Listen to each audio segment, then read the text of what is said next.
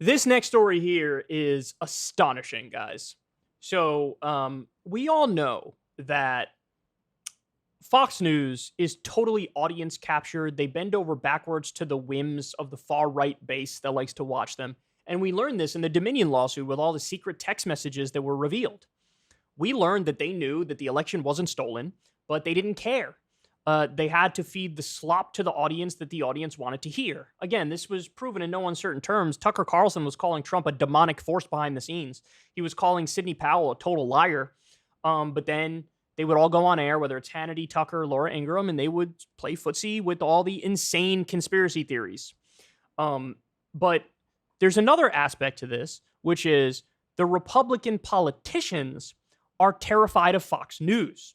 So look at the chain here. You have the far right base controls Fox News, and then Fox News controls the Republican politicians. And so this demonic force is going to lead to some terrifying consequences. So this is being reported in media here. Greg Abbott, that's the governor of Texas, vows to expedite pardon in BLM murder conviction after Tucker Carlson attacks him and Soros. So let me explain what goes on here. So Tucker Carlson did a segment basically saying, here we have this innocent guy who was just doing self-defense, who ended up killing a rioter who was violent criminal, and he was found guilty of murder in Texas, and this is an outrage, and we asked the governor what he was going to do about this, and he didn't even respond to our comment. Now, that's the way Tucker is setting it up. But the reality of the situation is much different, and effectively, Tucker here is trying to get off a cold-blooded murderer. So here's what they say. On his Fox News show Friday night, Tucker Carlson attacked Texas Governor Greg Abbott for turning down an invitation to discuss a pardon in an Austin murder case, suggesting it meant the Republican doesn't believe in the right of self-defense. Just hours later on Saturday, the governor issued a statement saying he is now actively working on that pardon.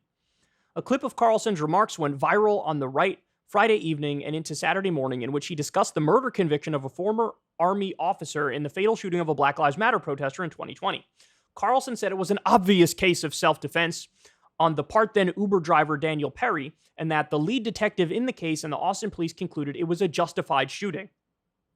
Carlson then accused Austin District Attorney Jose Garza of being a George Soros-funded progressive who brought the case for political reasons. Quote, because Austin, Texas, the justice system is overseen by a Soros-funded DA, Perry was charged with murder for defending himself, and tonight we are sad to tell you this man, a military veteran driving an Uber car, was convicted of murder, said Carlson. It means that in the state of Texas, if you have the wrong politics, you're not allowed to defend yourself. He then turned his attention to Governor Abbott and Texas Attorney General Ken Paxton. So he goes on to say he invited Greg Abbott. Greg Abbott couldn't make it. He said talk to Ken Paxton. Ken Paxton apparently couldn't make it. Quote, so that is Greg Abbott's position. There's no right of self-defense in Texas, he said. We're going to keep trying to reach the governor of Texas, get his views on that, and the attorney general for that matter. It was less than 24 hours later that Abbott issued a statement saying, here it is, I am working as swiftly as Texas law allows regarding the pardon of Sergeant Perry. Wow. Quote, Texas has some of the strongest stand your ground laws of self-defense that cannot be nullified by a jury or a progressive district attorney, Abbott wrote. Unlike the president or some other states, the Texas Constitution limits the governor's pardon authority to only act on a recommendation by the Board of Pardons and Paroles. Texas law does allow the governor to request the Board of Pardons and Paroles to determine if a person should be granted a pardon. I've made that request and instructed the board to expedite its review. I look forward to approving the board's pardon recommendation as soon as it hits my desk. So this guy is terrified of Tucker Carlson criticizing him. But here's the reality of the situation about this killing. Quote, the killer posted on Facebook that he might kill a few people on my way to work. Got in his car, ran a red light, drove directly into a Black Lives Matter protest, and shot and killed a protester because he felt threatened, and Texas Governor Abbott plans to pardon him. The right is saying, no, this guy pointed a gun at him and then he fired back. But in the interview with the police after the fact, he says in no uncertain terms, I didn't want to give him a chance to point the gun at me, so I killed him. So let's understand this. Homeboy gets on Facebook and says, I might kill a few people on my way to work. Runs a red light to drive into Black Lives Matter protesters. Does exactly that. Gets out of the car and kills somebody, commits murder. And in his own words, he said, the guy was carrying a gun. I didn't want to give him a chance to point the gun at me. So I got out and killed him. Let me reiterate. Dude said, I might kill a few people on my way to work, and then he ran a red light specifically to run into the Black Lives Matter protesters, and then he kills somebody. And Tucker Carlson is out there saying, this was self-defense, let the guy go. I don't understand why Tucker won't just be honest. Like, just be honest with your position. This is not honest. This is incredibly dishonest.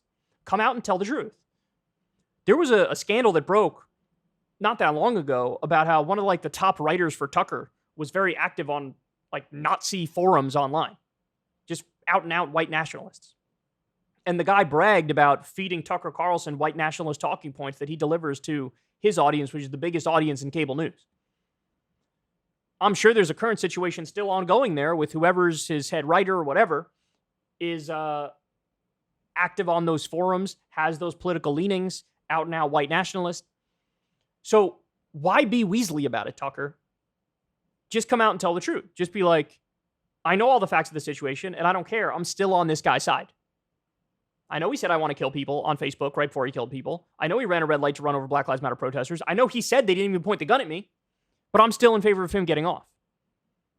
Just come out and say it. Stop being a weasel. Stop being a little bitch about it. But no, he cloaks it. Oh no, this is self-defense and stuff, bro. We all know it's not self-defense. We all know it.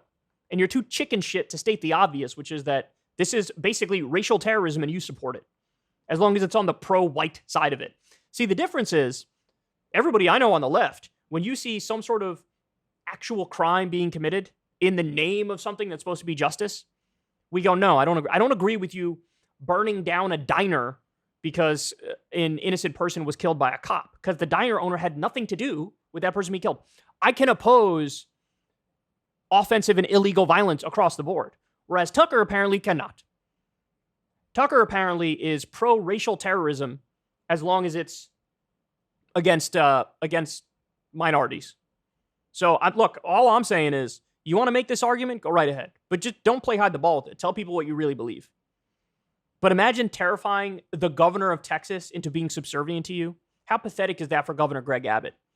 What a little cuck bitch we're dealing with here. And this is the way it works. Far right base, audience captures Fox News.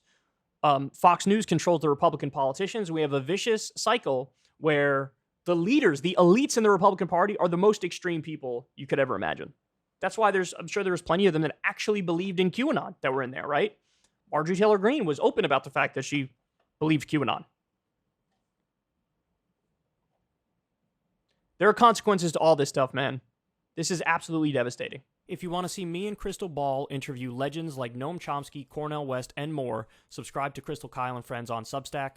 $5 a month gets you the video version a day early. Remember, we take 0 ad dollars for this podcast. Or you can sign up on Substack for free and get the audio version a day later. Link in the video description box below.